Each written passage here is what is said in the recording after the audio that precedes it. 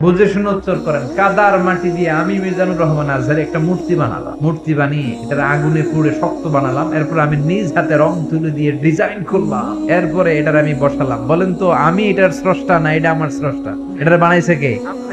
মিজানুর রহমান আজহারি এই মূর্তির স্রষ্টা। চিল্লা এখন ঠিক কিনা? তো যেটারে আমি বানালাম এটার আবার ওম নমো ভগবতী হবে? মাথায় ধরে না। ধরে নিলাম ফর এন এক্সাম্পল আগুনটাই আমার খোদা, এতক্ষণ তো আগুন রে নম নম করতো, তো পানি দেওয়ার পরে আমার খোদা গেল, এতক্ষণ তো ছিল। সাইয়েদনা ইব্রাহিম ভাবলো আগুন আমার রব হয় কি করে, এটাতে পানি ঢাললে এটা গেল কই? তিনি বললেন না, আগুন আমার খোদা হতে পারে না।